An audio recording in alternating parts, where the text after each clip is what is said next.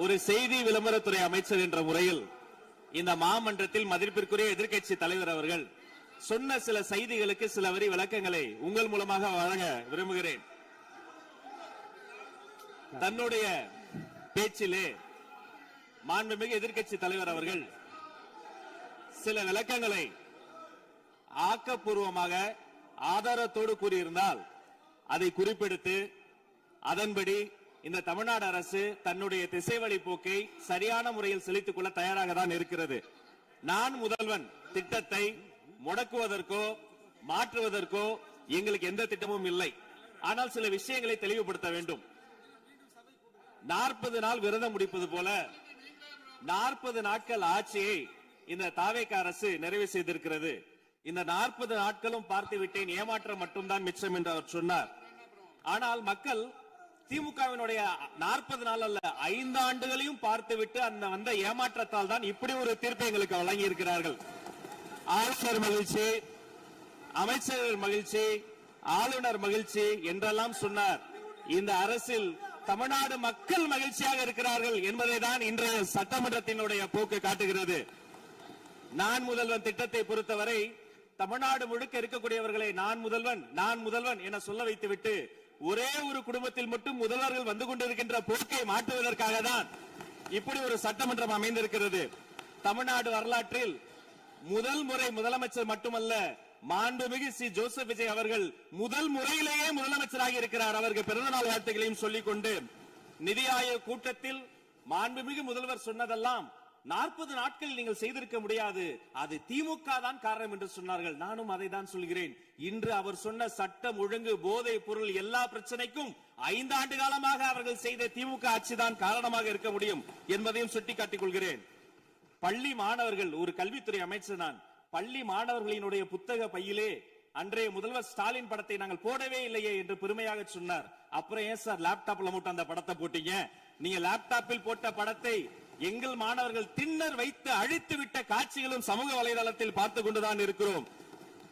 ஒரு வரியில் சொல்லுகிறேன், கோயில் பிரச்சனையை முத்தமிழறிஞர் டாக்டர் கலைஞரினுடைய வசனத்தையே சொல்கிறேன். நாங்கள் கோயில் கூடாது என்று சொல்லவில்லை, கோயில் கொடியவர்களின் கூடாரமாக மாறிவிடக் கூடாது என்றுதான் சொல்லுகிறோம். தூய்மை தொழிலாளர்களை இன்றே பார்த்து விட்டதாக முன்னாள் முதல்வர் பார்த்து விட்டதாக சொல்கிறார்கள். எங்கள் கேள்வியே அதுதான். 10 நாட்கள் ஒரு வாய் சாப்பிடாமல் உண்ணாநோம்பு இருந்த போது நானும் எனது சகோதரர்கள் அண்ணன் ஆனந்தும் ஆதவும் போய் பார்த்தோமே. இன்று தூய்மை தேவதைகளை பார்க்கிற திரு ஸ்டாலின் அவர்கள் அன்னைக்கு ஏன் சார் பார்க்கல? ரிப்பன் மாளிகைக்கு அட்ரஸ் தெரியலையா? எப்படி போக வேண்டும் என்ற பாதை தெரியவில்லையா? தமிழ்நாடு எத்தனையோ திருடர்களை பார்த்திருக்கிறது. அலிபாபாவும் 40 திருடர்களையும் கூட பார்த்திருப்பீர்கள். அலிபாபாவும் பியூஸ் கேரிய திருடர்களையும் இப்போதுதான் எங்களுடைய மின்சாரத்துறை அமைச்சர் பார்த்துக் கொண்டிருக்கிறார். அதை குறித்த நடவடிக்கை எடுக்கப்பட்டுக் கொண்டிருக்கிறது. அவர்கள் மின்வெட்டை குறித்து சொன்னதற்கு மாண்புமிகு புரட்சி தலைவி அம்மா அவர்கள் இதே மாமன்றத்தில் சொன்ன ஒரு வரியை சுட்டிக்காட்ட ஆசைப்படுகிறேன். இந்த மாமன்றத்திலே தமிழ்நாட்டிற்கு மின்சார தடையை அறிமுகம் செய்த திமுக அதற்கு மின்சார தடையை பற்றி பேசுகிறது என்று அவர் கேட்டார். கலைஞர் வண்ண தொலைக்காட்சி கொடுத்தார்கள், அந்த நாட்களை பார்க்க முடியாது. கலைஞர் வண்ண தொலைக்காட்சி கரண்ட் இல்லாம கரப்பு இல்லையா, பிளாக் அண்ட் ஒயிட்டாவே போன அந்த காலங்களை எல்லாம் மறந்துவிட்டு ஆதாரம் இல்லாமல் உண்மைக்கு புறமான செய்திகளை மாமன்றத்தில் அவர்கள் சொல்வதை இதோடு நிறுத்திக் கொள்ள வேண்டும். நேரலையை குறித்து கேட்டார்கள். எனக்கு ஆச்சரியமாக இருக்கிறது. 3 ஆண்டு காலமாக ஒரு தொழில்நுட்ப கோளாறாக அன்றைய சபாநாயகர் நேரலையை இருட்டடிப்பு செய்து விட்டார். ஆனால் இன்று மாண்புமிகு சபாநாயகர் நேரலையை கொடுத்துக் கொண்டிருக்கிறார்.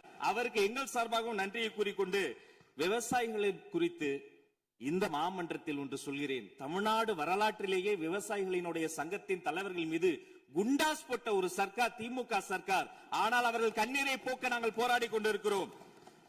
அரசு பள்ளிகளில் எந்த கட்சிக்காரர்களும், அது தாவேகாரர்களாக இருந்தாலும் சரி, பள்ளி மாணவர்களை தொந்தரவு செய்யாதீர்கள் என்று சொன்னதோடு மட்டுமல்ல, பெருமையோடு சொல்கிறேன், எங்கள் கட்சியினுடைய ஒன்றிய செயலாளர் அரசு பள்ளியில் சென்று ரீல்ஸ் எடுத்ததற்காக நேற்றைய தினம் கட்சியை விட்டு நீக்கியிருக்கிறார் என்னுடைய பொதுச் செயலாளர்.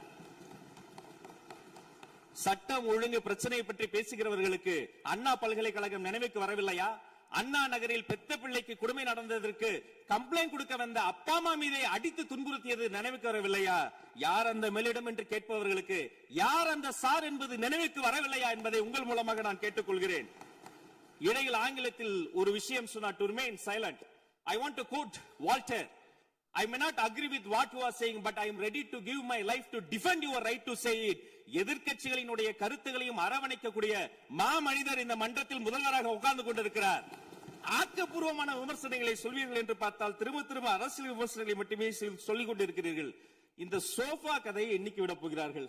எங்கள் தலைவர் சினிமாவை விட்டாலும் அவர்கள் அட்லி என்கிறார்கள், புஷ்பா என்கிறார்கள், ஜுராசிக் பார்க் என்பார்கள் போல் இருக்கிறது.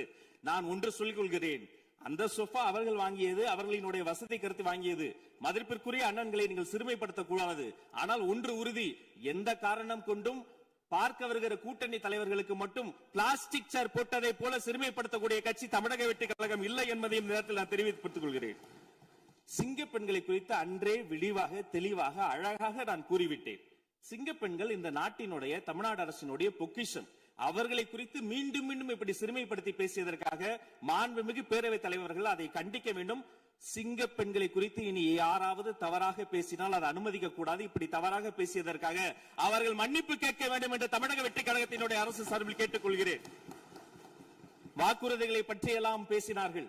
பொதுவாக வாக்குறுதிகள் சர்வதேச அளவில் பொலிட்டிக்கல் பினாமினல் எப்படி உருவாகிறது? ஒரு பிரச்சனை, அந்த பிரச்சனைக்கான ஒரு சொல்யூஷன்ஸ், அதை எந்த பொலிட்டிக்கல் இன்டர்ஃபரன்ஸ் இல்லாமல் செயல்படுத்தக்கூடிய ஒரு செயல்முறை, பின்பு வரக்கூடிய அந்த வெற்றியை ரோடு போடுவோம் என்று சொல்லி ரோடு போட்டதை காண்பித்து எக்ஸிபிட் செய்து அவர்கள் முன்னோக்கி செல்வார்கள். ஆனா இங்க பொறுத்த வரைக்கும் நாம தமிழ்நாட்டில் இதுவரைக்கும் ஆண்டவர்கள் பிரச்சனையை ஐடென்டிஃபை பண்ணி சொல்லவே மாட்டாங்க. ஏன் தெரியுமா? அந்த பிரச்சனையே அவங்கதான், அவங்களே அவங்களை ஐடென்டிஃபை பண்ணி எப்படி சொல்ல முடியும்? சரி, அதுக்கு பாசிபிள் சொல்யூஷன் சொல்லி பொலிட்டிக்கல் இன்டர்ஃபரன்ஸ் இல்லாம அதை செயல்படுத்த முடியுமா? ஒரு முனிசிபல் கவுன்சிலர் தொடங்கி மாண்புமிகு அமைச்சரினுடைய வீட்டில் இருக்கிறவர்கள் வரைக்கும் கமிஷன் மீது கமிஷன் அடித்து அந்த ப்ராஜெக்டே முடியாது. கடைசியில் எதை விளம்பரம் செய்வது? அந்த திட்டத்தினுடைய வெற்றியையா?